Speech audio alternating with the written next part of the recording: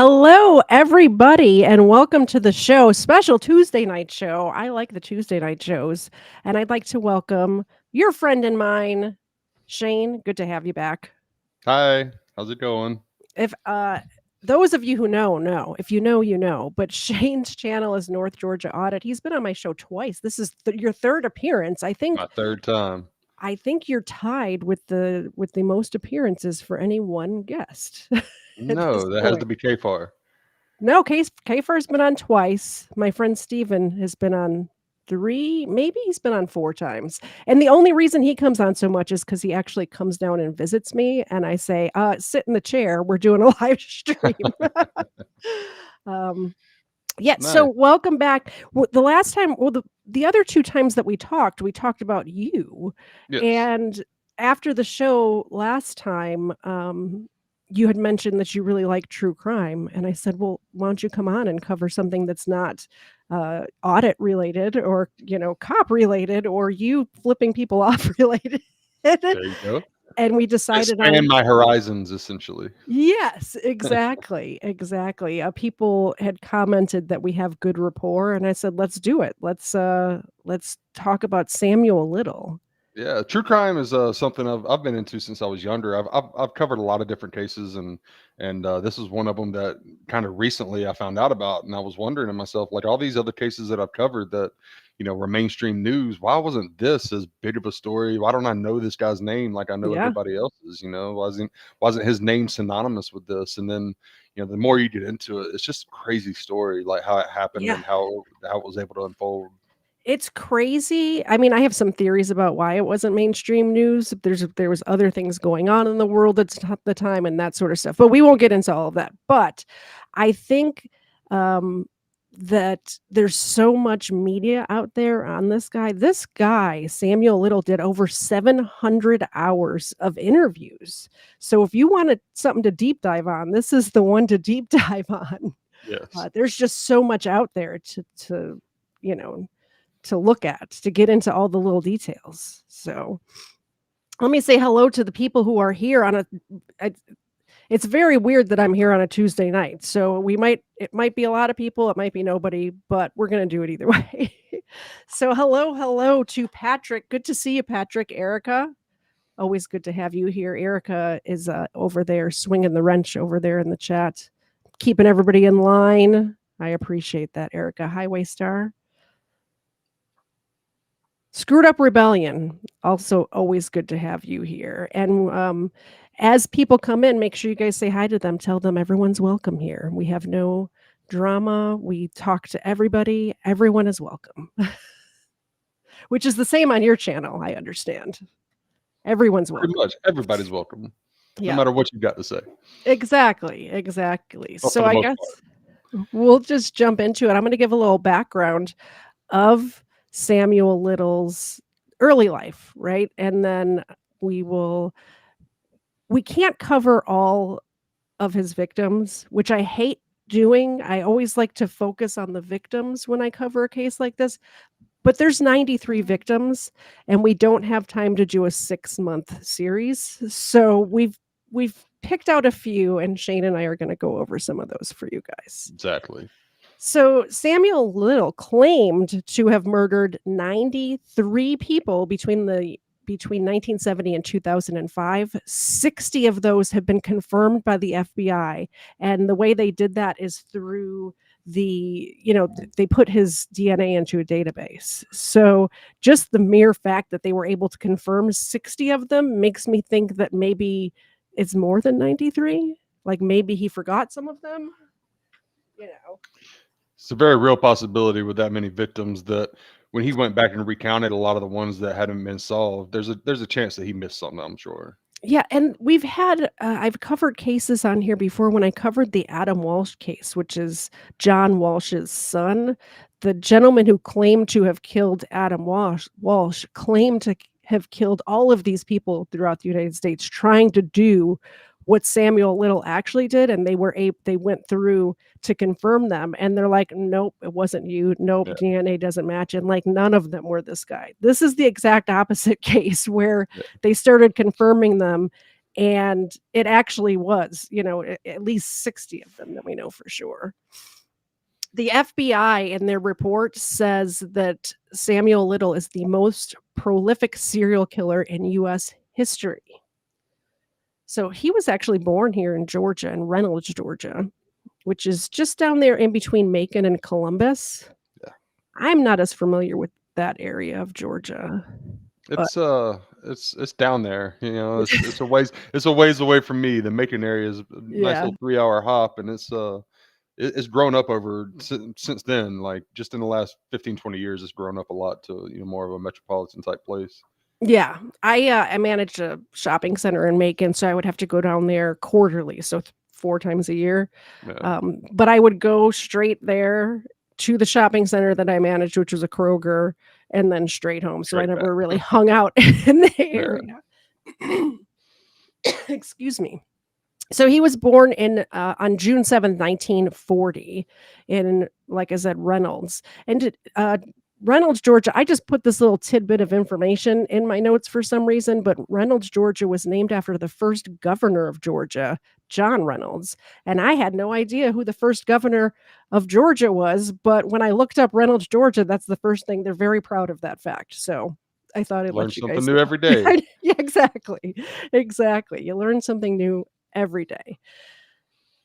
Sam was born, I'm calling him Sam. We go way back. We're good friends now. Samuel Little was born to Bessie May Little, and she was a 16-year-old prostitute and also a maid. And when she gave birth to Sam, his dad was one of her Johns, and he was a 19-year-old man named Paul McDowell. There's some reports that say that Samuel was born while his mom was in jail, but I can't confirm. There's a lot of stuff in here that I can't confirm because there's just not a history of it. A lot of his early life before going to boys' school is hard to confirm. There's a lot of things that in his childhood, especially, that it's hard to get a for sure yes this happened or yes this was the situation. Well, with 700 hours of him on videotape telling his story, he just says a lot of stuff. Yes. And it could be, it maybe not. I think the born in prison part, actually, the authorities said, but there's no records of it either. So you would think there'd be some sort of paperwork if somebody's born in prison. Yeah.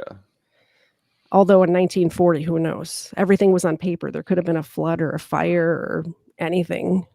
And records are gone forever. Yeah. As a child, his family moved to Lorain, Ohio, and Little claims, this is another one of his claims, that his mother left him on a street corner. But his family disputes that this ever happened. His family says that his mom was just so young and was a prostitute and was using drugs and things like that. So his grandmother raised him. We do know that his grandmother did raise him. Yes. And you were telling me something that you found that I didn't even know, that his grandmother was abusive as well. He mentions that in one interview that he was abused by many people. The boys' school that we'll talk about later that he wound up in. And also he claims that his mother and his grandmother both were abusive to him. Yeah, spoiler alert, guys, I didn't watch 700 hours of footage of him talking to prepare for this. I think I had a month to prepare for this episode, and I did not have 700 free hours in that time. Nor did I. But yeah, exactly. So I actually didn't watch very much of the videos of him. I did most of my research just reading, which is unlike me. I'm not really good at reading. So yeah, I switch things up this time. So his hatred of women started at an early age. Yeah, and they would say that like his fear of abandonment and rejection and anger, like with his mother and maybe his grandmother, like from his childhood, that later he would use that and that would be projected onto his victims. Well, if you look at his victim type, really his victim type really mirrors what he described his mother as. Yes, So, it almost exactly. exactly.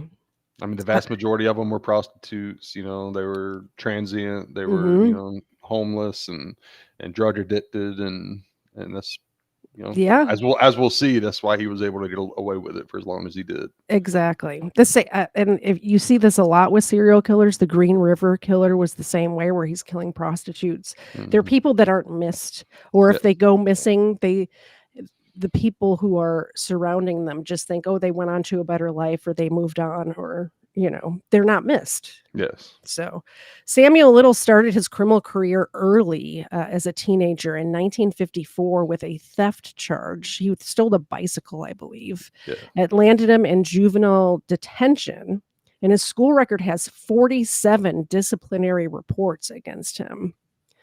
And you said that he was abused in this Yeah, boys' school as well. he claimed to have been abused in boys' school or the juvenile hall, whatever they were calling it, where he was at. Mhm. He claimed to have been abused by staff there. So Yeah, so it's just he was set up for failure. Although a lot of people on this planet are set up for failure and don't go on to murder 93 people. So there's a little more not than just sure. failure. I'm not sure that's an excuse. He attended high school in Lorraine and dropped out before he's graduated. So he's a high school dropout. Um, in his interviews post the murder conviction, he conducted by the FBI Behavioral Science Unit, Little said he started developing fantasies and fetishes in his early childhood. His fantasies started, his fantasies of strangling women started his obsession with women's necks. And it started when his kindergarten teacher was teaching and just touched her neck. And he said that's when it all started, which makes me very aware of doing like little things like that, which I shouldn't have to think about, right? Yes.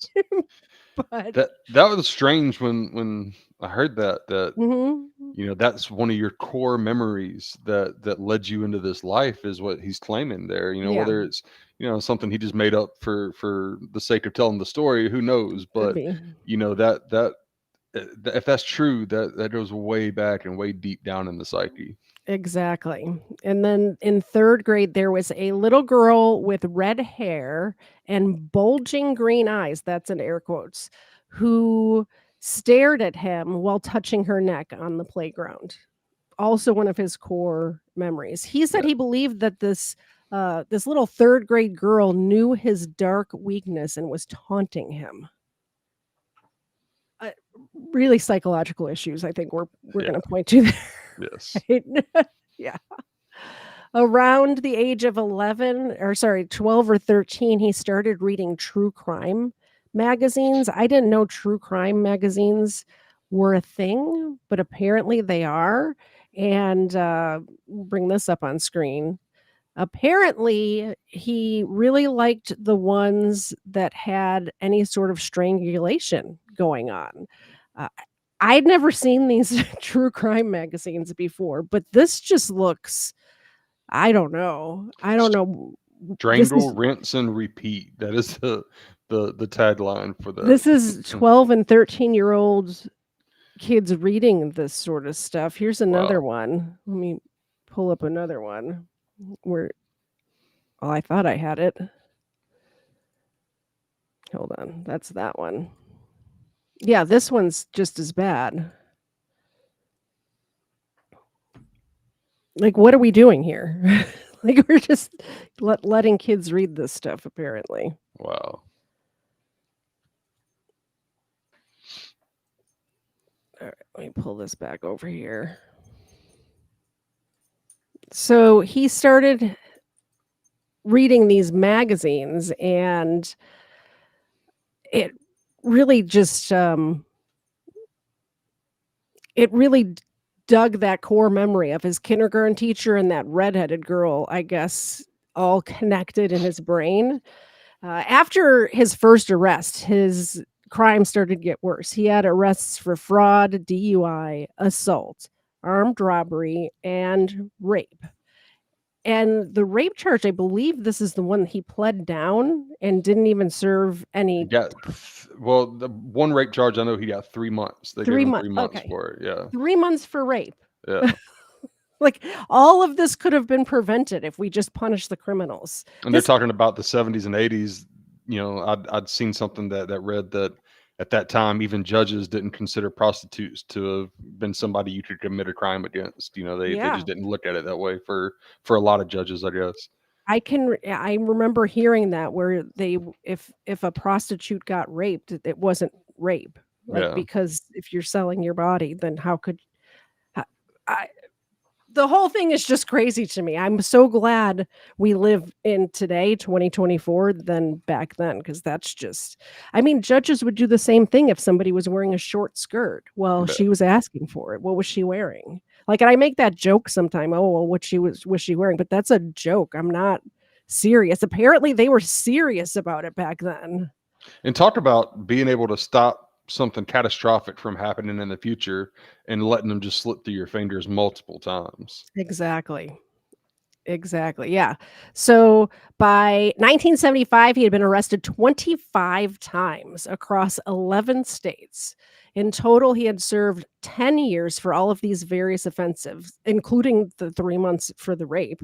Yeah, You would think the rape would be 10 years alone just on its yeah. own, and then the fraud, the DUI, all this other stuff that I just rattled off would be even more time than that. In 2012, Little was located at a homeless shelter in Kentucky and transported to Los Angeles for an outstanding drug charge. And this is where his life changes forever. Now, keep in mind, one of the things I wanted to mention that I don't even think I put in my notes is most of his life he was homeless and transient and was not leading a good like he wasn't like killing it, well, that was a bad turn of phrase. Wasn't a productive member of Yeah, society. yeah, yeah, he He wasn't was killing it, I he was guess. I killing mean, something. Um, yeah, um, so once in custody, Little had his DNA tested, which established his connection to 3 homicides in California that, took place between 1987 and 1989. The victims were Carol Eileen Elford, Guadalupe Duarte Apakdaka, and Audrey Nelson Everett. Let me put can I oh, I can't share this because then I put a picture of all his mugshots that I didn't pull up, but you guys can Google his mugshots. There's a lot of them. He was arrested more than 100 times. Actually, they're in my thumbnail. If you guys look at the thumbnail, those are I did a little collage of all his, mugshots for the thumbnail. Uh, hold on, I repeated myself here. In 2014, a jury found him guilty of the murders of those 3 women, Carol, Guadalupe, and Audrey, and sentenced him to life in prison without the possibility of parole because California. After Little's conviction, the FBI listed his information in the Violent Criminal Apprehension Program, which began finding strong links between his movements throughout the decades and a slew of unsolved murders across 19 states. So in August of 2019, the imprisoned Little pled guilty to killing 4 women in Ohio, including 32-year-old Anna Stewart. And I have a little news story about that.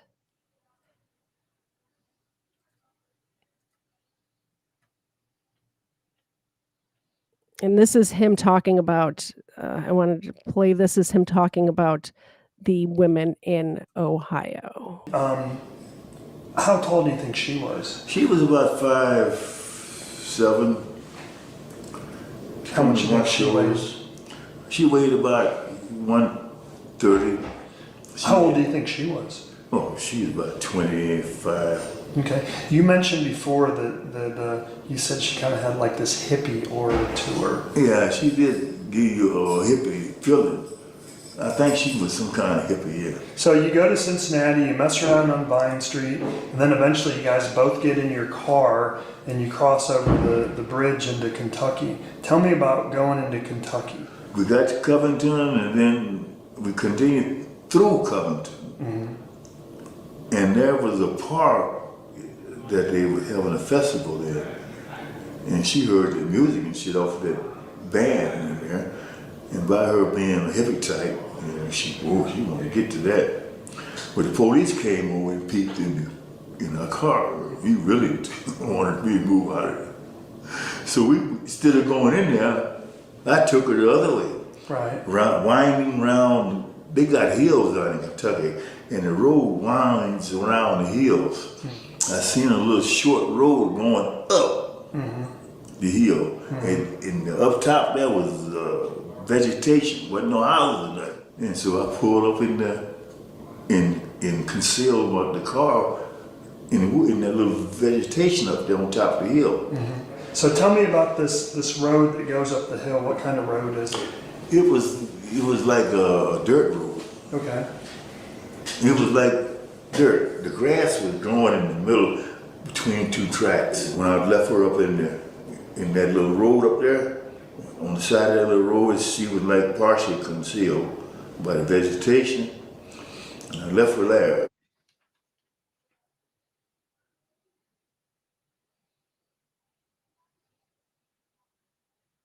My camera off. Hi, I'm back. Hi. That was Sam. He just seems so evil, doesn't he? Like, just the way he's telling that story is just so creepy to me. It's just like it was as normal as going to the store and getting groceries for him. Yeah, It just rolled off his tongue, and the details that he remembers. And one thing that's a common theme with him is the word vegetation. You know, not only does he use it a lot, and these descriptions of what he did, but he used vegetation a lot, like he said there, to conceal his car. And other murders, he used vegetation to conceal the murder itself or to conceal the body after. Like, yeah, that's his main, way of getting away with these was vegetation and vegetation. A lot of vegetation. Yeah, he let's see. By this point, okay, so for those, he received 2 consecutive terms of life in prison and 2 consecutive sentences of 15 years to life on top of his prior California life life sentences. Yeah. But so by this point, authorities said they had confirmed at least 60 of the killings Little had admitted to carrying out. They had confirmed 60 of them. Yeah, and he wanted to help. He wanted his confessions to help exonerate anyone who had been wrongly convicted in the past for any of these murders. And he even said that if I can help get somebody out of jail, then God might smile a little bit on me. What a good guy. Yeah. What a great guy. To himself, Yeah. Yeah. One of the main reason Little's murders went undetected for so long was that many of his victims and alleged victims were on the fringes of society. They were sex workers, they were homeless people, they were drug addicts. Most of his victims were Black women. Now, before we get into the rest of this, I gotta let you. I was about to say, hey, the dogs are here. They just left. Zena, get in your spot. The dogs are here, guys. Zena, get in your spot. It's camera time. So if you do decide that you'd like to support the show and want to super chat, as you know, my co-host Zena is always here, and she will get a treat if you decide to do that. Also, I want to remind you guys that if you support the show, you get entered into the drawing. And it's ad time. So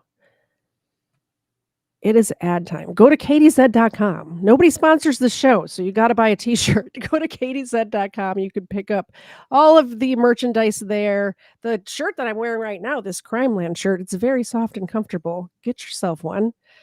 You can also get Enormous Junior's merchandise there. But what I really want to point out is the Christ is King merchandise, because all of the profits from this line of t-shirts and mugs goes to onemorechild.org, and they provide Christ-centered services to vulnerable children and struggling families. There's several designs. There's coffee mugs. There's t-shirts. That's it. That's the whole ad. Oh, and we have a new member. Thank you, Smith W. I appreciate it. And of course, anybody who supports the show, not only will you get into the drawing, becoming a member is great to do too. I forgot to tell you guys, but we have a game night once a month. And if you're a member, you can come up and play in the game night. We did trivia this last time. Hey, Zena, do you want a cookie from Smith? Did you hear Ava in the other room barking? Here you go. This is from Smith.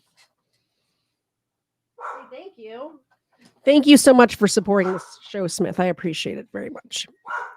Now, back to the regular scheduled murders. I'm going to let you get this next point, and I'm going to go strangle my dog. I'll be right back. No worries. According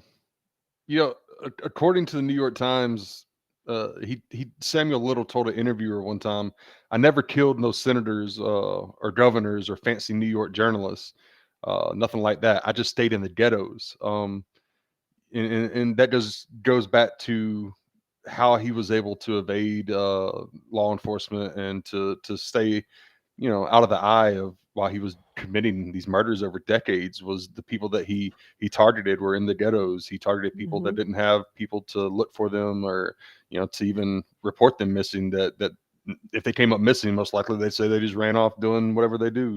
That was his target. Exactly. Thank you for saving the show there. Appreciate that. I'm thinking the Amazon guy is here. Not sure what happened. This day, somebody was there. Somebody's here. Yeah. To this day, many of his victims remain unidentified, and many of their deaths were attributed to natural causes, drug overdoses or accidents. And we found this out because some of the ones that he confessed to, they went back and looked at it, and the coroner had put on there that it was a drug overdose, even though there's like ligature marks on the person's neck. Yeah. I think one of them, it was like ruled a suicide. Yeah. But she was found like half buried. she buried herself, and then there was many times he would be getting rid of the body and something would just happen that causes him a little bit of inconvenience in his disposal of his body, and he would just leave it wherever it was and then leave. Well, these cases that I was looking at that are attributed to him now, it was just amazing to me, like in the 70s and 80s, how these people were closing cases. It was insane. Like, how do you rule something natural causes when there's literal bruising and petechia in their eyes and bruising around their necks? Like, what natural causes, really? Like, and it didn't matter because they were a prostitute. You have to wonder how many of these did they actually go through the motions of performing a correct autopsy, or they just knew it was a prostitute, they knew it was a drug transit, and they just said put down whatever they put down. Exactly. Little's method of killing started out by punching his victims. He'd punch them like out cold and then strangled them. He wouldn't use a bullet or stab wounds or anything like that. And so it was difficult to detect foul play. The Los Angeles Police Department gave him the name the Choke and Stroke Killer. Why do they give people these crazy nicknames? By the way, they gave him that nickname because he often masturbated while he was strangling his victims. I didn't even want to say that sentence out loud, but I did. But you notice that, like, all of these serial killers, they always end up giving them a nickname, and I just don't know why they do that. It's normally the newspapers and the press that give them the nicknames, Yeah. But in this case, it sounds like the police department actually labeled him that. Yeah, we know how the LAPD was back in those days. So I mean, Oh, man. So California, there was approximately 25 victims in the Los Angeles area alone. we're gonna go over some of these cases. Like I said, I started to write out, and Shane will see on my notes that I sent you. I like crossed out many of them. I started to type out a paragraph for each victim. And then we were at like 25 pages, and I'm like, we're gonna narrow it down to a couple from each state Yeah, and because you were still in just California with that I first wasn't. 25 pages. And I decided to yeah, exactly. So we're gonna go over some of them so you guys can see kind of his MO and how he got away with this for so long and that sort of stuff. So Los Angeles, California, black female between and some of these dates are not exact because he doesn't remember when it happened. And of course there's no they didn't if the body hadn't been discovered yet, if he tells them the story and then they don't know either because it's been so long they can't narrow down an exact time of death. So all right, Los Angeles, California, black female between January 31st and February 1st of 1987, shortly after getting out of prison and while still on parole, Little met a black female wearing shorts near Central Avenue in Los Angeles. Little went to a drug dealer's house, and the drug dealer pimp told the female to leave with Little.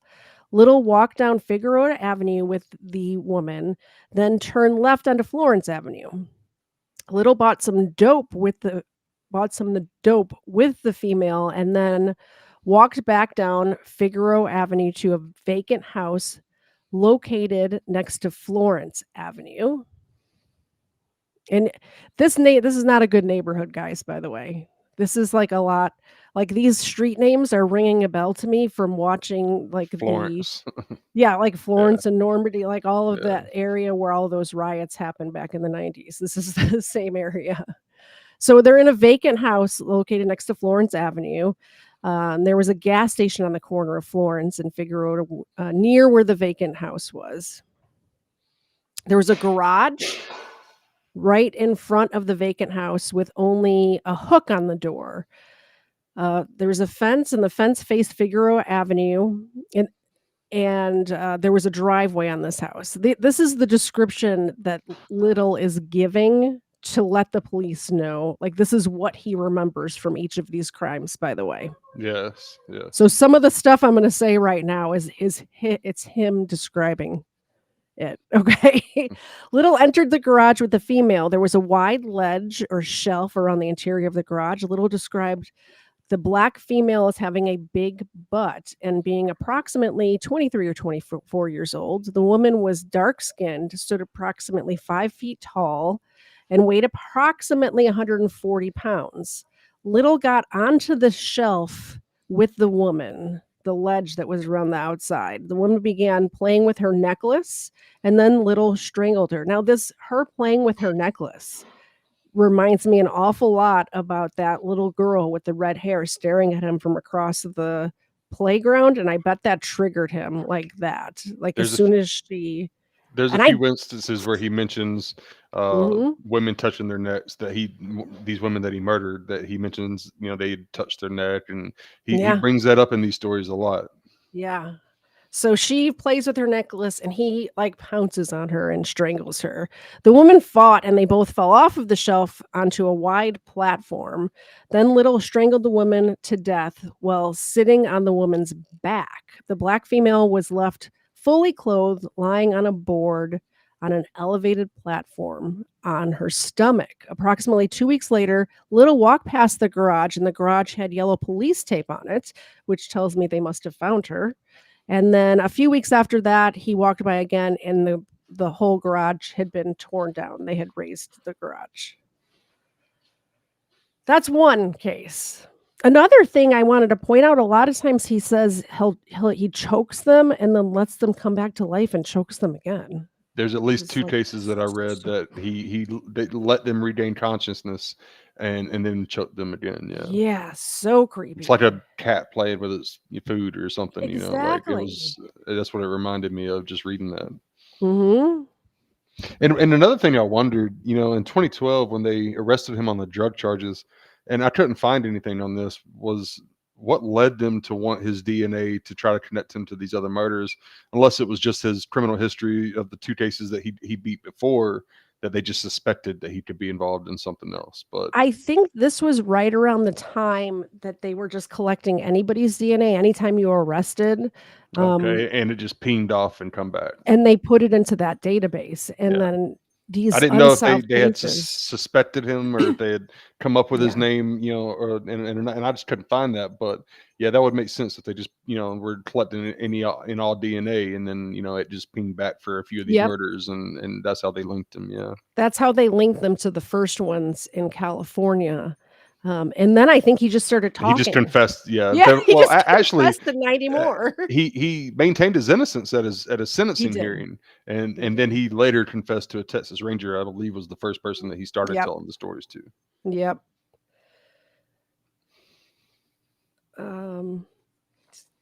Sorry, give me 1 second. All right. Did you want to get the next one? Yeah. Approximately, it was Los Angeles, California, between February and April of 1987. He was driving his black Thunderbird. Met a slender 5'7" to 5'10", 120-pound, pretty yellow-skinned black female, who he referred to as a crackhead. It was at a Tam's hamburger stand located on 51st Street and Central Ave in Los Angeles, California. The woman lived in a motel next to the hamburger stand, and she was wearing what he described as a mini skirt style sundress. She got into his vehicle. They drove down to a laundromat on Central Ave, closer to downtown area. He again parked near vegetation in the parking lot of the laundromat. Him and the black female, they both got into the back seat, and he strangled her until she passed out. And then he again allowed her to come to, and after she came to, he strangled her again, this time until she died. Then he drove all the way out Central Avenue till he got to a 7-Eleven convenience store. He pulled her into a vacant lot next to the convenience store, and then dragged her, and she got caught up on a rail, is what it says, that he just left her on the iron pipe there, 20 feet away from the convenience store. And there were trees and a lot of plants and other vegetation and all, and a lot of vegetation, in that vacant lot. Yeah. And again, he just used it. There's instances where he just rode them down hills, or he left them underneath billboard signs by the interstate. He would leave them anywhere and everywhere. Yep. Yeah, I put these these drawings up. These are drawings that he did of his victims. So I wanted to put these on the screen so these are the women that we're talking about right now. This is what he remembers of them. And many of these drawings led to them being able to identify some of these victims. And it also did lead to one that I know of, person that was convicted of a murder that was wrongly convicted. Did set him free, found him exonerated. Yeah, that is a good thing about him confessing to all these, is that they're, the one was the boyfriend, I think, that was convicted of it, and it was here in Georgia, that one. Yeah, that was in Georgia. It's so creepy that he remembers their faces so well that he was able to, years later, this happened, some of these in the 70s, and he was able to draw their pictures. What's the up with detail these? that he remembers on some of the mini skirts and this black sundress and this and that. He remembers a lot of detail about their appearance, what they look like, what happened that evening, things like that. He just remembers a lot.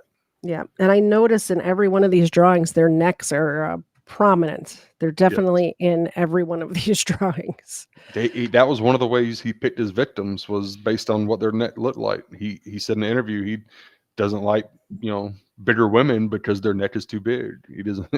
He can't fit his grubby hands around them. Yeah, exactly what it was. Yeah. So we're still in Los Angeles. And we're in Compton now. Black female, approximately March or April of 1987. Little met a 5'5" to 5'6", 120-pound, approximately 19-year-old, young, honey-colored black female, crackhead gangbanger, air quotes, in Compton. The woman was a blood and had a red bandana on. She had tattoos on her body. Little took the woman to a parking lot in Compton, strangled the woman who fought vigorously to death. So she fought back. She was feisty. She wasn't. She didn't just lay down and die. This Yeah. one. Little drove the black female to the hills, out towards Hollywood. He drove on a winding road around the hills with where it was fenced in. He ended up near the Hollywood Hills. Little pulled to the side of the road near a fence with heavy vegetation. Vegetation again. On the other side of the fence, there was a hill or a drop off on the other side of the fence. Little picked up the black female and attempted to throw the woman over the fence. The black female got caught on the fence. Little eventually pushed the woman all the way over the fence. He could hear the woman roll at least halfway down the hill. The black female was fully dressed. The fence was chain link and approximately 5 foot tall, the fence and the woman. Little believed he drove west out of Compton towards Hollywood. I'm just looking at the pictures to see if any of them have a red bandana on. They do not.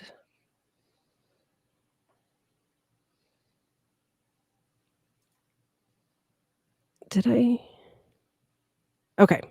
Do you want me just to keep going?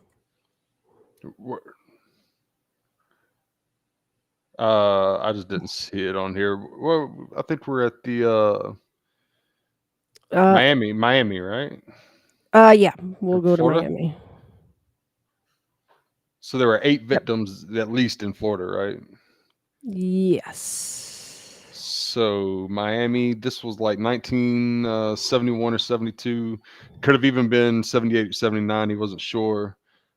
He dated an ugly, dark-skinned Haitian woman. Those were his words. She was 26, 28, 5'4" to 5'8", 120, 130 pounds. So you see a consistency in their size and their, the description of these, the physical description of them. He said that she had not light hair. It was plaited up and kind of braided, straight and stiff. He either picked her up in Homestead, Miami area, walking down the road, or maybe it was at a bar. He couldn't remember that part. But he did say that she had a big mouth. She was rough talking. She was a little black skinny girl, not very feminine, but she was hardworking from what he said and tough. She was apparently a civilian employee at the Homestead Air Force Base. He believes she was a prostitute. He took her a short distance from the road into the woods and killed her on base property. He believes that he left her property there in the weeds on the base, or it might have been just like in a field next to it. He wasn't sure about that part. There was water near where he left the body. He did remember that. And that he said someone should have found her, where he left her at. He fully expected somebody to find her, because he just leaves people wherever he leaves them at, really. Yeah. All right, we're gonna go to a video now. I messed that up. I read the wrong one, so that was my bad, not you, by the way. Oh, it's okay. I just lost my place. It's because I had all of I should have just deleted the ones that we weren't going to do. Instead, I crossed them out because I wasn't sure if I was going to put them back or not. So, that's my bad. But we have a video about Marianne. And how old do you think she was? But she was 19. Okay. And where was she from? No, Miami, down in Liberty City. Okay. And did she, you'd mentioned before she had a boyfriend, or she talked about a boyfriend? Named Wes. Wes? Yeah. And tell me about where you met her at. I seen her down at the Guar on 17th Avenue, and she had on a short cream miniskirt. Mm-hmm. Cream and red. So then this opportunity popped up. take her to the store. Right. Instead of me bringing her back to the apartment, I went down 27th Street. That's going down to Fort Lauderdale, called the Alligator Alley. It runs into Alligator Alley. Right. But the further out you get, the further you get out of Miami. Right. And you got vegetation. Now, how far outside of Miami do you think you were? About, it wasn't too far to Miami, right there. I was in my stepdad's car, Pontiac Le Mans. Now, where'd you take her to? Continue down 27. Got back on 27. Going outside of Miami. Okay. Miami. Going away from Miami. Going away from Miami. We got down past the let's say limits. So I continued on toward Fort Lauderdale, and I seen a road going off the main road back into vegetation on this. Yeah, this guy. Could you imagine meeting him just like on just the side of the road or just meeting him anywhere? He's just so creepy. Every time I hear his voice, it gives me the chills. And that's the way a lot of these people met him. They either just met him casually at a bar, many of them walking down the road, just picking him up on the street corner. They just came across him, and some of them he spent days with before he actually killed them. Some of them he would spend nights with them or take him back to wherever he was staying and then kill him a couple days later. Yep. Yeah. So we're going to go to Fort Myers, Florida now. So he's just all over the place. We were in California, we were in Miami. Now we're in Fort Myers, which is on the other side of the state.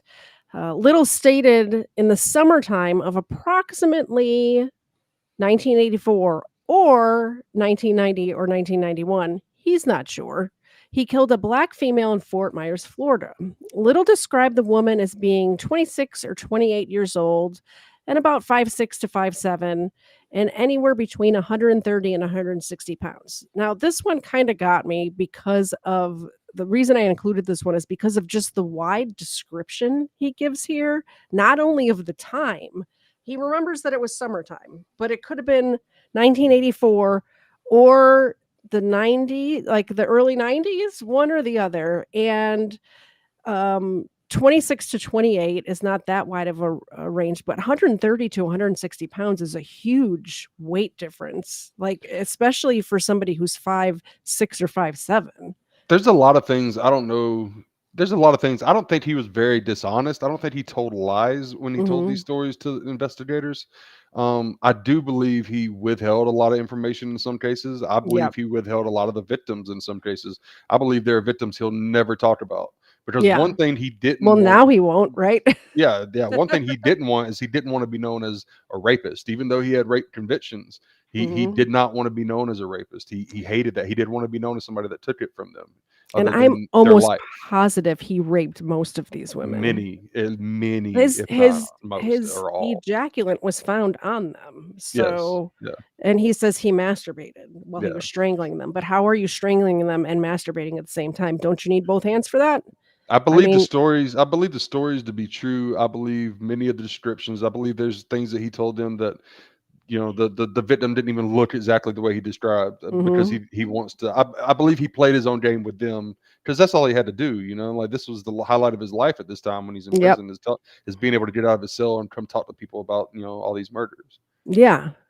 Well, that's another thing is that this gives him some sort of reprieve from just sitting in a dark room all day long. You know what I mean?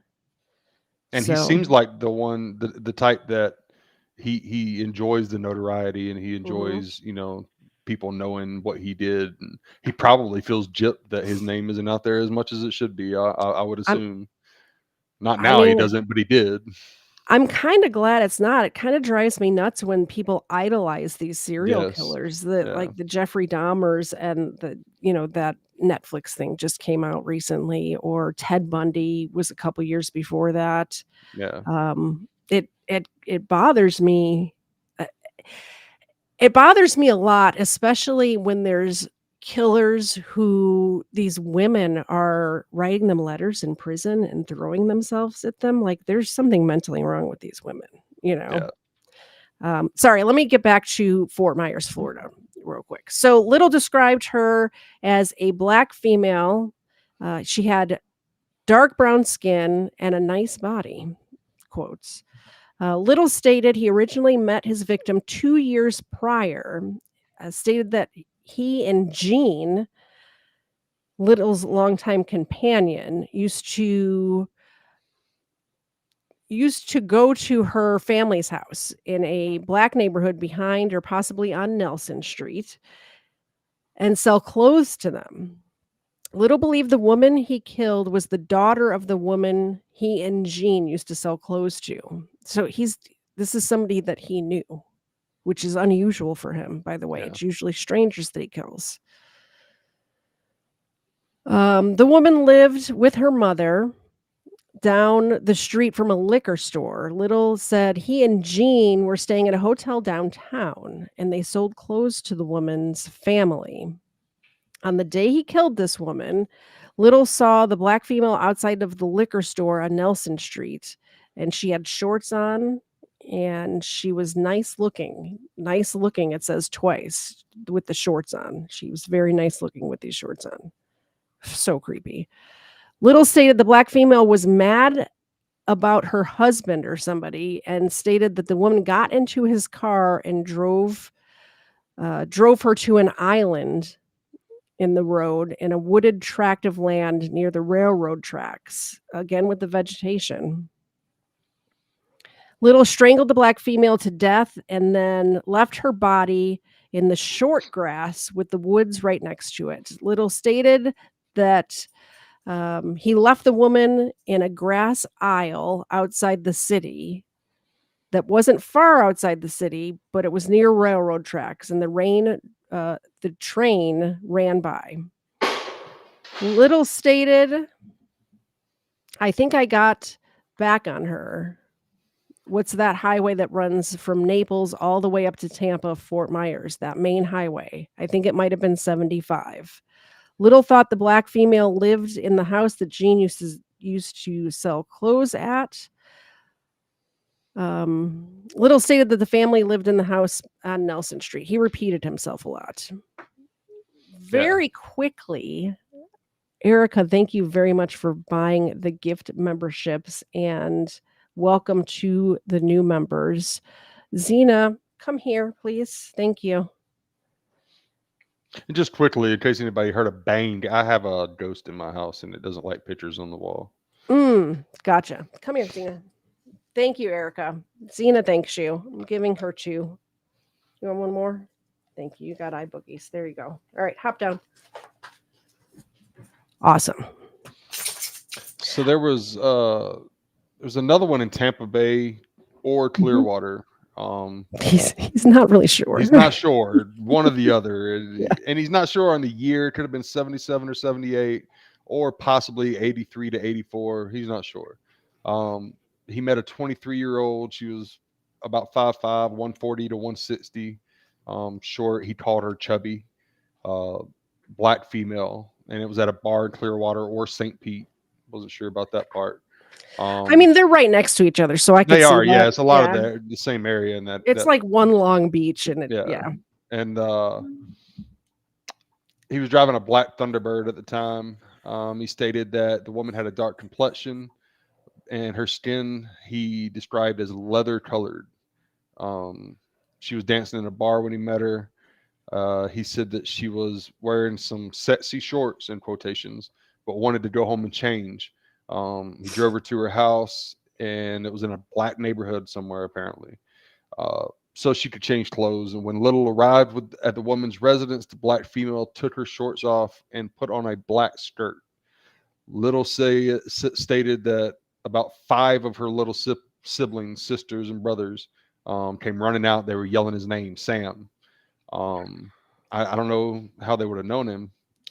He didn't talk about that, but I just can't imagine then killing this person, knowing that she's got all of this family that loves her.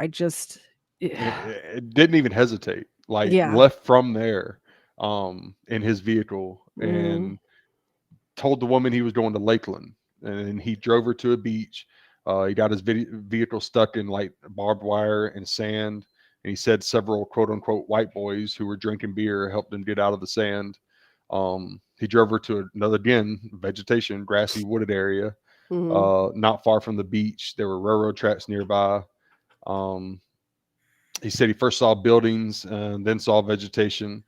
He drove her to an island of grass with a curb around it, and he stated he found this grassy lane, some grass in the woods over back there, and we parked.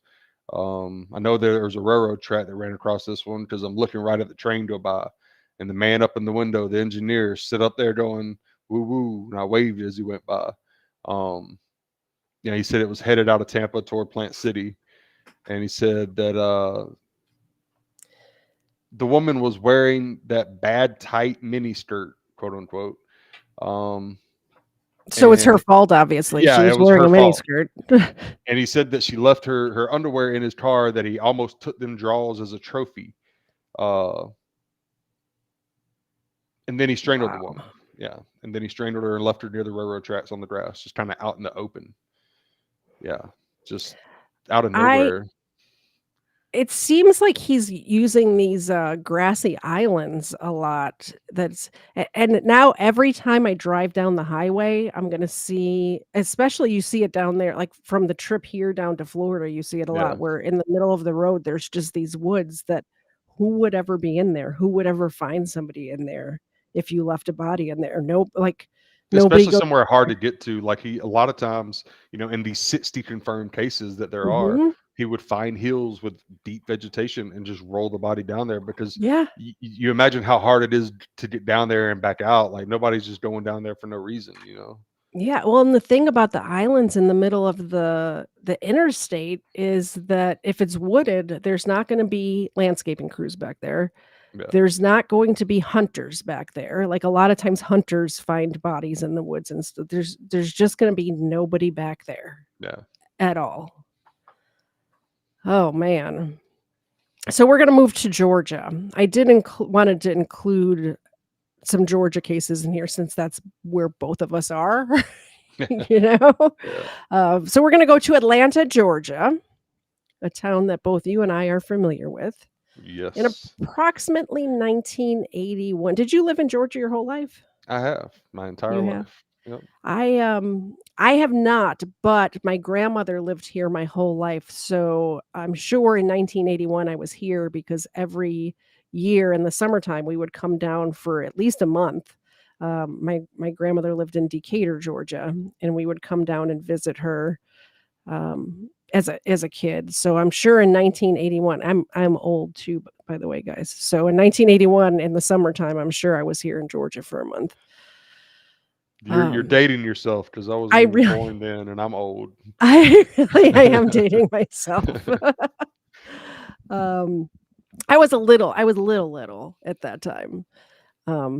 So approximately 1981, Little stated he killed a woman in Atlanta, Georgia. Little described the woman as a Black female with mahogany skin. I'm wondering if, like, the way he's describing these skin colors,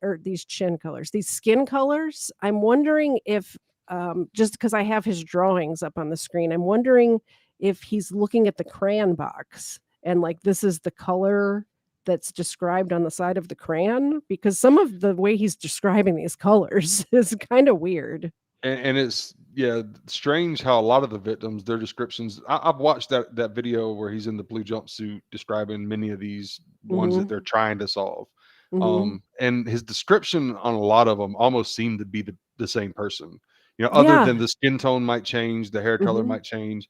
Sometimes it's a white woman. That's, some things vary, but with most of them, it tended to look like the same size, the same height, the same weight.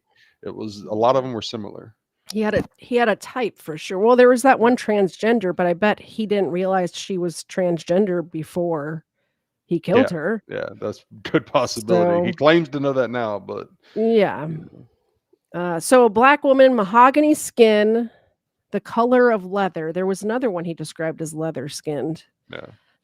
Which is weird. Leather's more of a texture, like, because it can be multiple different colors. I was going to say leather's not really a color. Like, you could have all sorts of different color leather.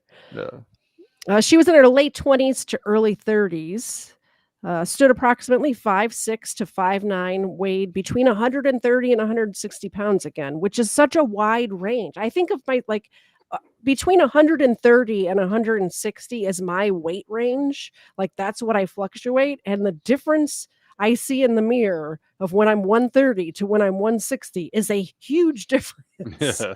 And I'm 5'6". So, you know. All right.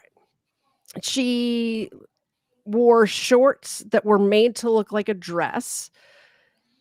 Little danced with a woman at a bar on Auburn Avenue. He believed the black female was having problems with her boyfriend. The black female agreed to leave with Little, but did not want anyone to see them leave together.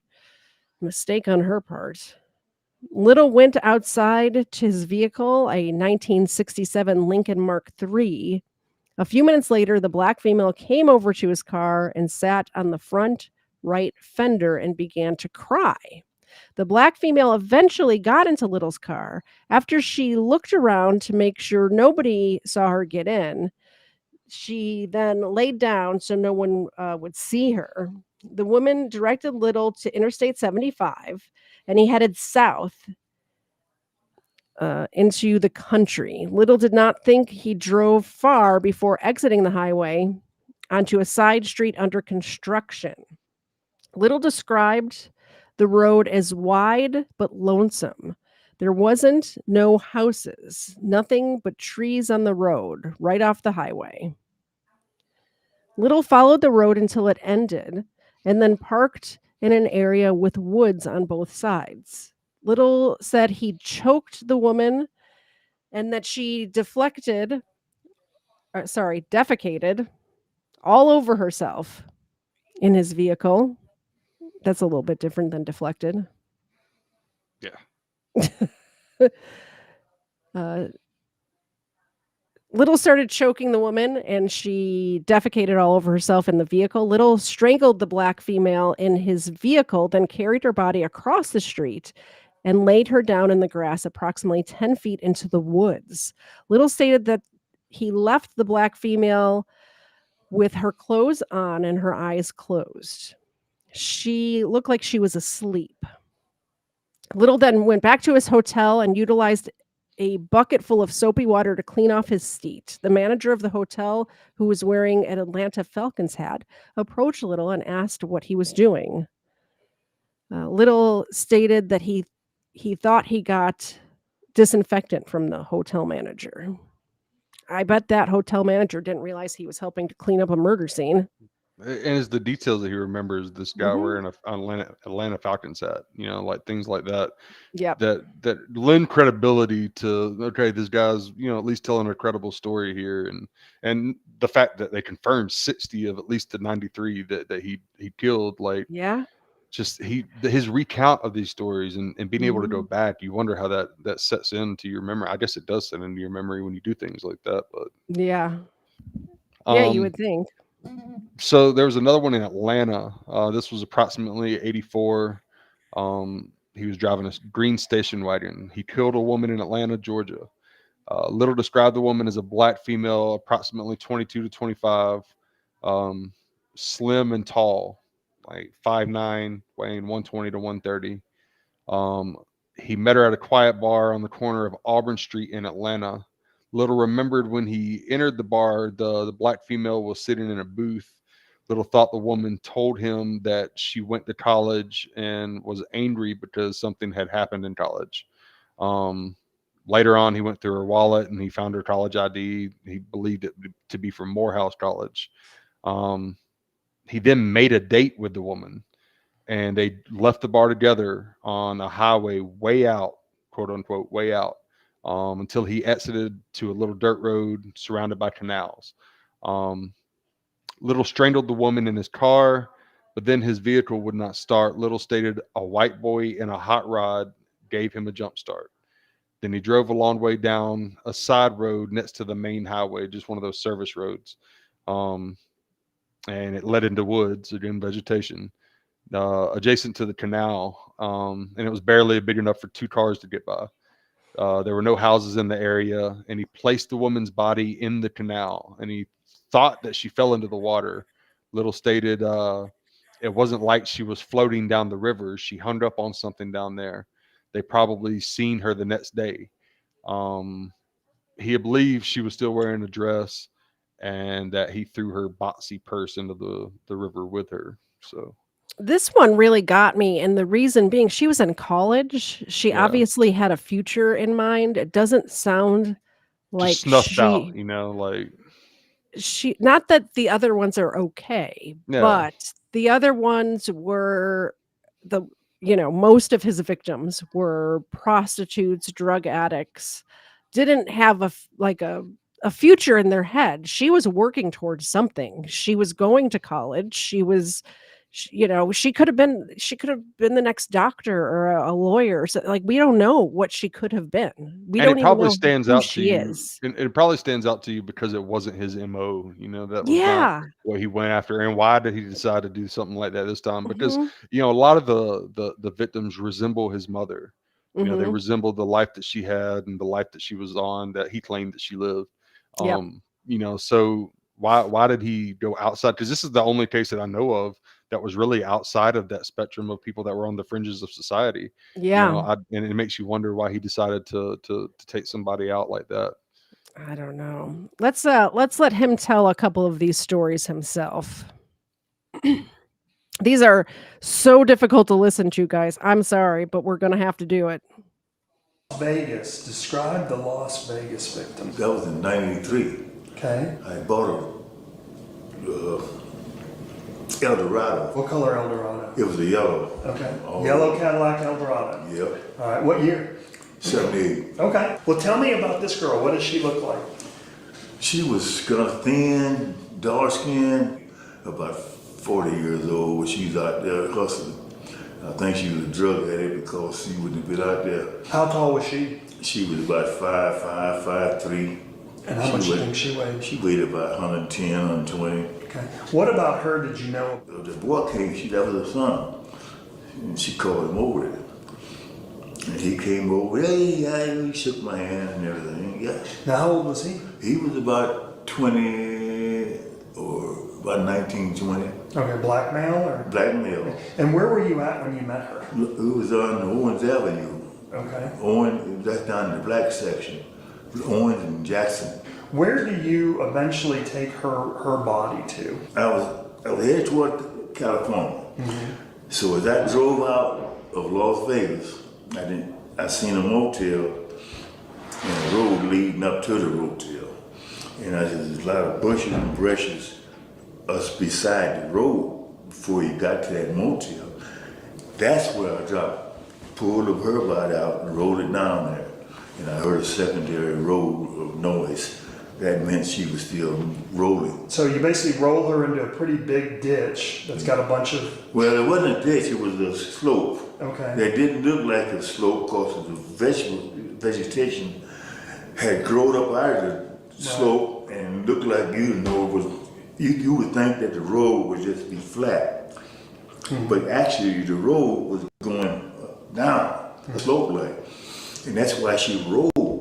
So this is a slope right off the road? Yeah. Okay. And tell me about how far do you think you were outside of Las Vegas? The road I was on was going towards Searchlight. Mm-hmm. So whatever the name of that road is, that's the road I was on. How far outside of Las Vegas do you think you were? Were you in Las Vegas? I was still in Las Vegas, yeah. Okay. But I was on the very outskirts. All right. The very outskirts. There was a couple of motels I remember, gas stations, and it was scattered, because it was getting thin population as you go further out. Mm-hmm. Yeah, so that was a Las Vegas one.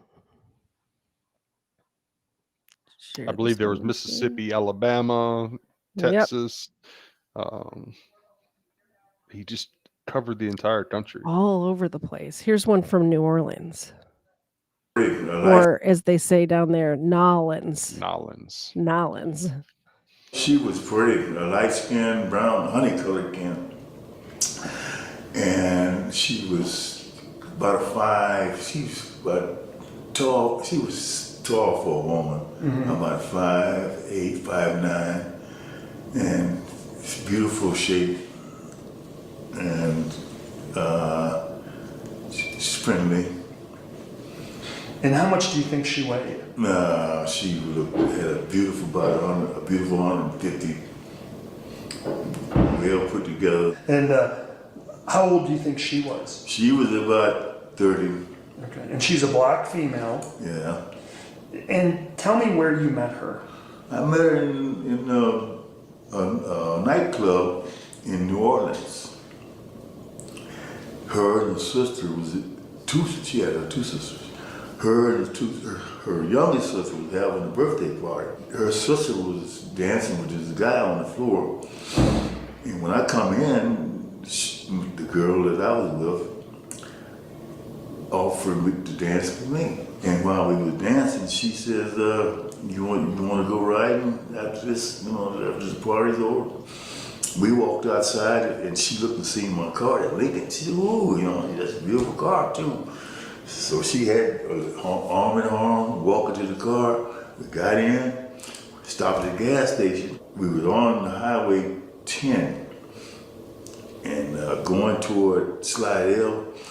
I seen the sign say Little Woods. Mm-hmm. So I cut off, I took off the exit, went, and that sure enough. He's like just drawn to the vegetation. He saw a sign that said Sign said woods. Little Woods. I gotta get to that vegetation. It was a blinking sign for him, Yeah. Oh, I'm pressing the wrong buttons. I was trying to turn the subtitles just automatically come on for me for some reason. Yeah, off. Okay, perfect. Was a road leading into the woods. And we went in and parked. So we finally got to where we were going. And it was by a bayou, a river, a little water thing. And the big, they had a machine out there in that little river. Dredging? Dredging. Okay. I grabbed her by the legs and pulled her to the water. Mm-hmm. That's the only one that I ever killed by drowning. Describe the location where she's left. Okay, I left her with her head still laying in the water. Half her body in the underwater and her thighs and legs on the bank. Yeah, so and that was the one they actually later confirmed that was an actual case. Yeah. He said that's the only one he killed by drowning, which is not part of his MO at all. So he did switch it up from time to time. They asked him one time, did he ever use the literature, or did he ever use, anything to strangle anybody with? He said no, he always used his hands. Just his bare hands. Bare hands. And this is the last one I'm going to play, but I just want you guys to pay attention to how almost giddy he gets telling these stories, reliving these moments. He, like I said at the beginning of the show, 700 hours of interviews. And Shane pointed out it might have been just because he wanted to get out of his cell for a little while. I assume he's just in a cell 23 hours a day. Yeah. And it's something else to do, different scenery. A lot of times also when the police investigators want to get information from you, they're going to give him things that he normally wouldn't get in prison. They're going to bring him fast food or cigarettes or, just the little things that don't cost the taxpayers very much, but will get him to open up and talk. So. Yeah, they would definitely allow investigators like from the FBI or whoever to bring him in little prizes to be able to come out and talk to give them that. I mean, back in the day, Charles Manson, they allowed some reporters with guys like Sam Little and these prolific guys. As far as reporters go, journalists, very few journalists really get to get their interviews. You might get a decent interview, but as far as on a repeated basis, there are some journalists that they let come in. This one, he dealt with a New York Times journalist for most of his interviews that were not police and interrogation related. And he talked a lot. I think he liked telling these stories. I think he liked, getting this out there. And he liked reliving the moments. I think he enjoyed that more than anything. Just the way he talks about it, and he almost, just savors in it.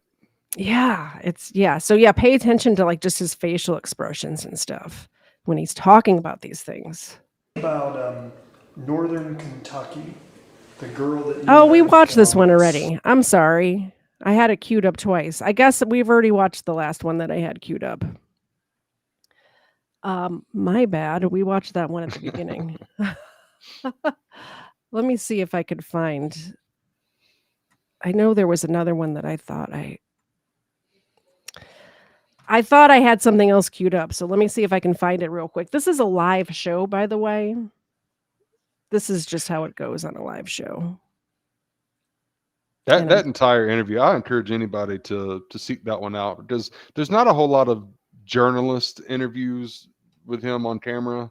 There's that interrogation video is one of the few videos is easy to find. Mhm. But it's hard to watch, but if you want to see how his mind worked, you can get a very good sense of who he was from that video. Yeah.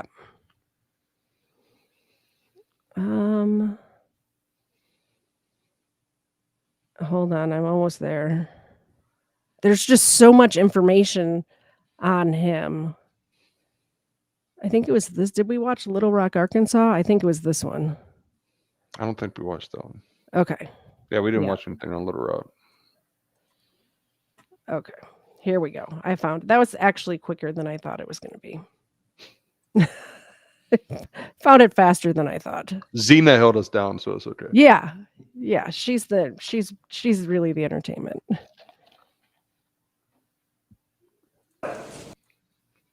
North Little Rock. Tell me what that girl looked like. Oh man, I loved her. Yeah, I forget her name. Oh wait, I think it was Ruth. Okay. She was a heavy set, big old yellow hair, and had buck teeth. It had a gap between the teeth. That's what it was. And He's remembering She's her honeycut. like she's As an it's- old friend. This Like- is you can tell this is almost one that he hasn't thought about in a while too. Like she's just coming back to him. Like Yeah. yeah, it's weird. It's like this investigator reminded him of a friend from high school. Oh, I love that girl. She was so cute. She had buck teeth. Like, He even What? said that I loved her. yeah. So yeah, And this is one of the Erica few says, that I yeah, saw that he sick. remembered their name. Mm-hmm. color skin, and she had like her hair was not really long. It was. How tall do you think she was? She was about 5'7". How much do you think she weighed? She weighed about close to 200, about 170. 180. Pretty big girl. Yeah. Now, where did you meet her at? Okay. Down there in the crack house. Her and about 6 other girls was sitting on the porch. The dude selling crack in there.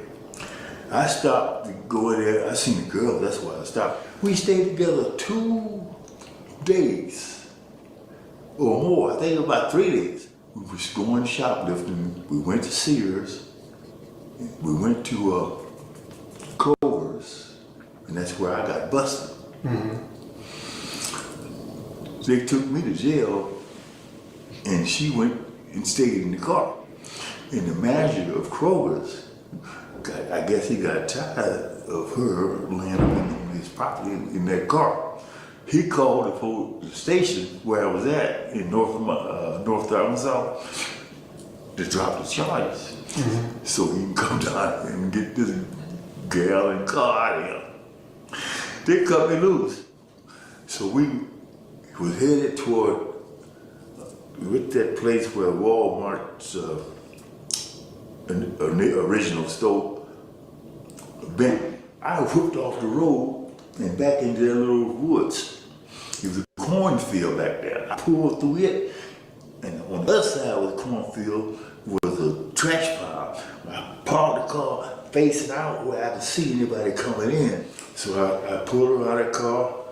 She's too big for me to carry her. So I just pulled her out of the car and laid on that trash that was lit there. So was it like a cornstalk pile, or was it? Yeah, a bunch of corn stalks. What could you see from there? I could see the highway, and in the woods is that way. But it's right outside of Little Rock. I was about 10 miles from it. From North Little Rock, you think 10 miles? Yeah, it was about 10 miles. Okay. We got done sooner than I thought we were going to, so I I pulled up another video of this is a different interview. He's wearing a different outfit.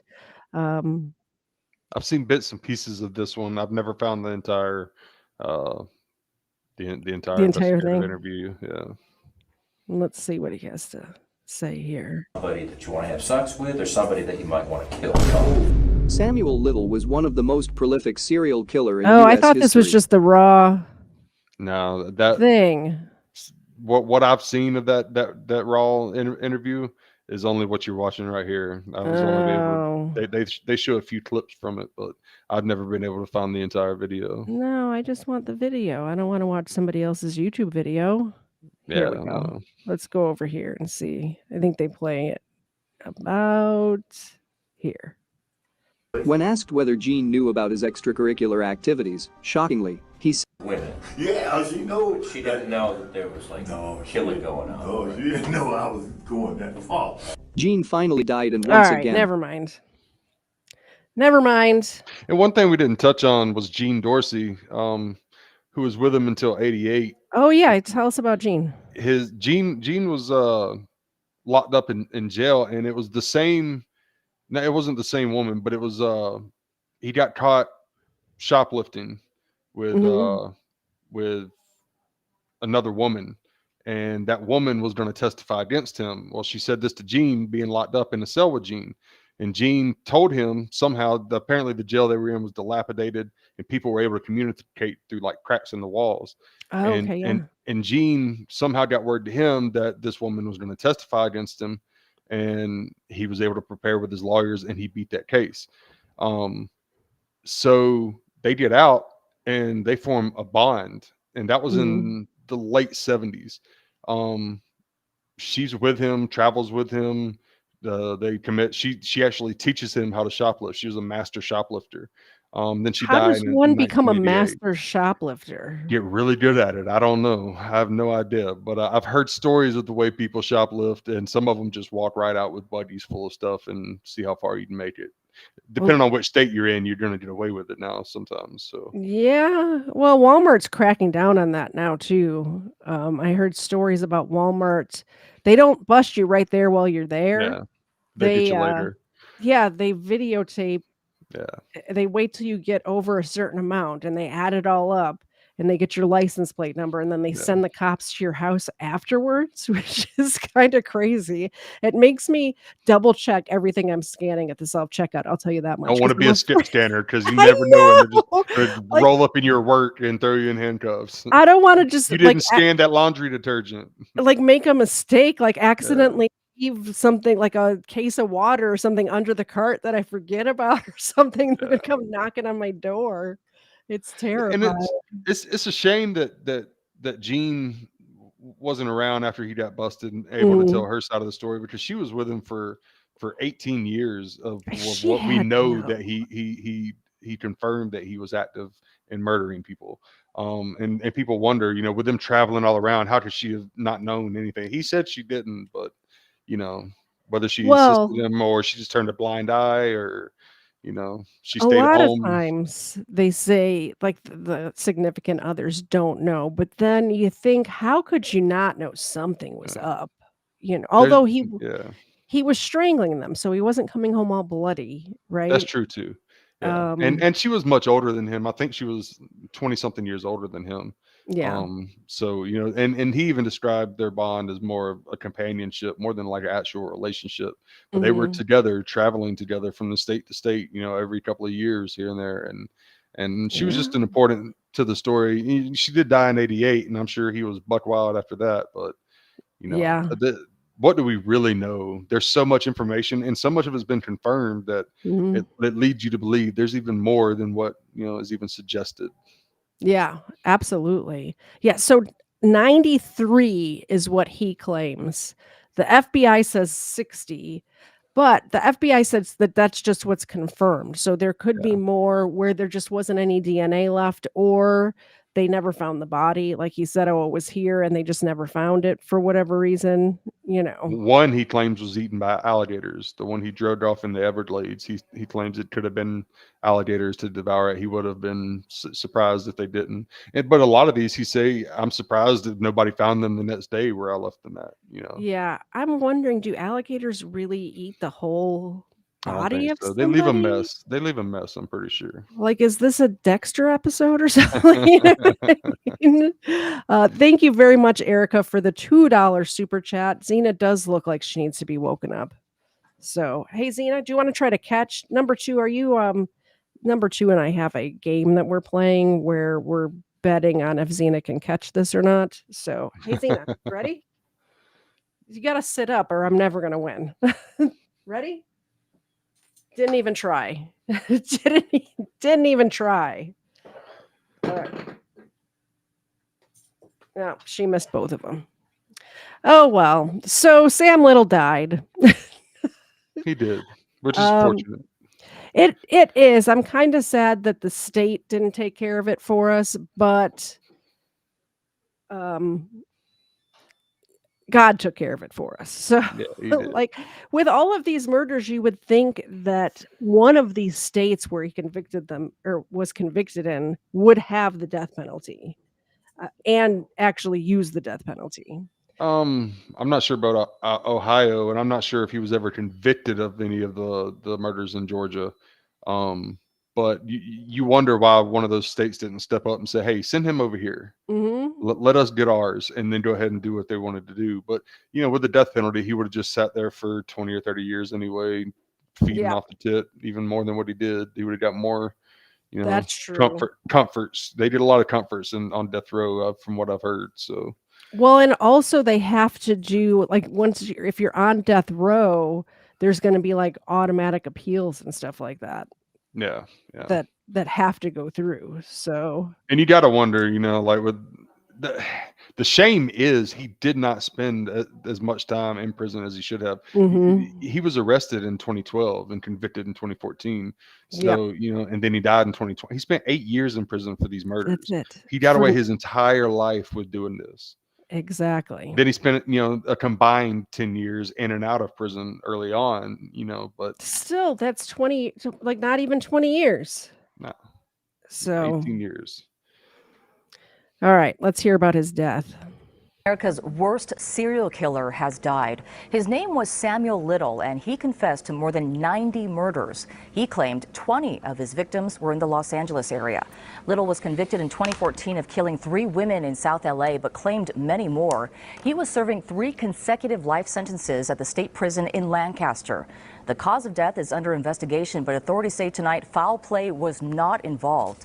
In 2018, Little began to reveal that he had murdered 93 people in 19 states starting in 1970. He told investigators and 60 Minutes that most of his... I'm just going to pause it here on these women's faces. Look at all of these beautiful women. Like, I don't care what they were doing in their lives. They did not deserve to die the way that they did. No, nobody does, They're young, they're old, there's white, black, they're just all of these women and that one guy, but mostly women. His victims were women struggling with addiction or prostitution.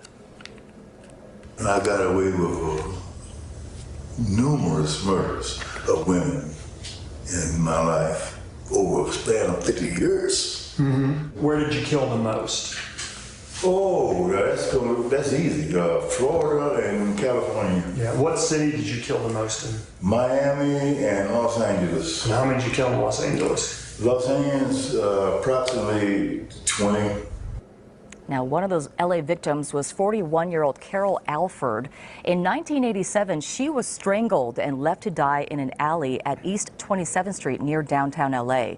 When Little was arrested and charged with her murder in 2013, it was, as you can imagine, a big relief for her daughter, who had been waiting all those years for justice. I was really, really, really excited. I was happy. I was discussing it. I had thought they had given up, but I do thank them from the bottom of my heart. And the FBI tonight is still trying to solve dozens of cases Little has taken responsibility for. Like, that's something you don't think about, or I didn't think about either, is that the closure that his confessions bring to all of these families who never knew what happened. Some of these happened as early as 1970. Yeah. And just having no idea what happened to your mom or your daughter or your sister has to be difficult.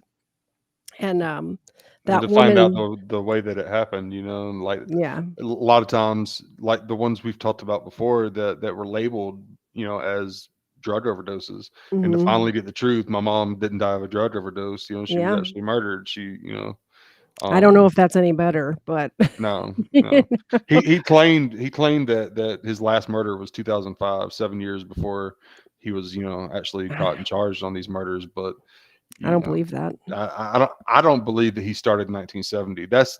Those are his words. The Mm, 1970 to 2005 are what he mhm. claims, and I believe at 30 years old, it's just unlikely to me that that's when he started. I believe Yeah, it goes further back. I believe there's ones that he didn't talk about because of maybe the situations he didn't want people to know about. There's maybe a he lot knew the more. people, Yeah. like that one woman in Florida where he had some sort of, it wasn't like he knew them, but it was somebody that he had done business with, it sounds like, something like I mean, that. somebody, their little siblings came running out calling his Mhm. name, you know. So Yeah. some of these people he actually did know at least. Mhm. Yeah. So that's it. That's the show. Is there anything that I left out or that you wanted to add? I know you were digging deep into this case before I even knew it existed. So No, just the vegetation, man. The the vegetation. vegetation. Um, yeah, the two murders. It's just unfortunate that he got off on the two murders. That's the biggest thing Mhm. I'd say. You know, one of them he wasn't indicted by the grand jury for whatever reason. I wasn't able to figure that part out.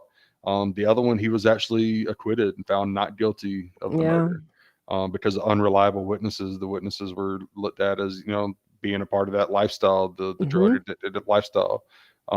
So it's unfortunate that he made it off of those two, and many more suffered because of it. But it's if you're into this type of thing, to look at his mind is an interesting thing. Yep. So the audience says you're doing an awesome job as a co-host, so that means we have to invite you back. So Hey, let me thanks. know what you want to cover next for Oh, sure. I'm sure we'll talk about something at some point. Absolutely. And if you all, Shane's channel is linked in the description. I suggest heading on over to his channel. I know you told me, I don't know if it's a secret or not, but I'm about to spill the beans. You're about to release some documents on your I channel am. coming up here in the next couple of weeks that Yeah. it's the original case that I covered with you, which is your case, and Yes. you are dropping the documents. And The I've seen the entire documents the already. entire discovery pad. You know, there's Yeah. some redacting that has to be done. There's some things that have to be done before I drop it. Um, Yeah. but everything's going to be there. So I am going to drop those documents. Just this is for the haters. I love the haters. I love the Yeah. people that are negative, and I love being able to put things into their face, and then still hearing the BS they may come up with after that. But yeah, I definitely am. It's something that I've wanted to do for a long time. Is Mhm. telling my story.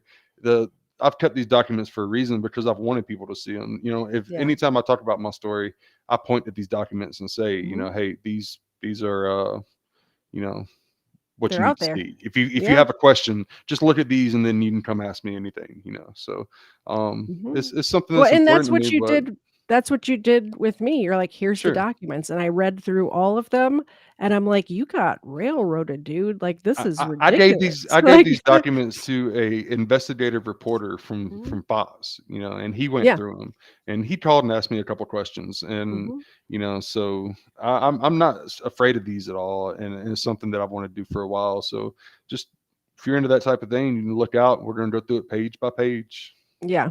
And definitely before that happens, go back and watch the first episode that Shane's on. I'll link that in the description afterwards too, where we do go through your whole story. So watch that first, and then you'll be ready to know what's going on when Shane releases his video. Are you going to do a video or a live stream, one or the other? It's probably going to be a live stream. I'm probably going to do a live stream and go through it because, I would answer any questions that people have as they come up, because there's a lot of information in there, but no evidence. The evidence, essentially, the evidence in there points to my innocence, points Yes. to, it's all evidence of, acquittal. So That's what I tell people, like people that were in my comment section, calling you names. I said, It's not that he was just found not guilty. He proved his innocence. His innocence was proved, which is not necessary to not go to jail or prison. There's a reason. But you are actually innocent. There's a reason it took the jury between 15 and 30. There wasn't a clock back there, but it was between 15 and 30 minutes. When the jury, we all left the courtroom. They took me to the back to feed me a bologna sandwich, and then they were going to send me back to my cell because they thought that jury was going to be out the rest of the day, and they called them back less than 15 to 30 minutes later and said, bring him back up. So it's definitely going to be a deep dive into that case for the people that are interested in how it went down. So if you're into that type of thing, definitely come check it out. I'm not sure there'll be a community update whenever I'm ready. Like I said, there's some redacting of names that I have to do, but it's going to be soon. Well, definitely let me know. Send me a text because I'm not always on the internet. Oh, for sure. Send me a text just so I know, so I'm there for sure. Definitely, I'll let you know. And I'll post it on my community page too, so all of you will know to head on over there. All right. Well, thank you so much for coming. I appreciate it. Thank you for everybody who contributed to the show tonight. I appreciate all of you as well. So does Zena. Say goodnight, Zena. She's already asleep. We'll Good night, see you Zena. guys. Oh, coming up, I'm going to be out of town this coming up weekend. I will definitely hit the live button at 4:30 on Sunday. I don't know where I'm going to be or I'm going to talk about, but I promise you guys every Sunday at 4:30 I will be here, even if it's just for a few minutes. So somewhere from Eastern Tennessee, I will hit the live button, and we will see you guys then. Bye, guys. I can't understand what you say.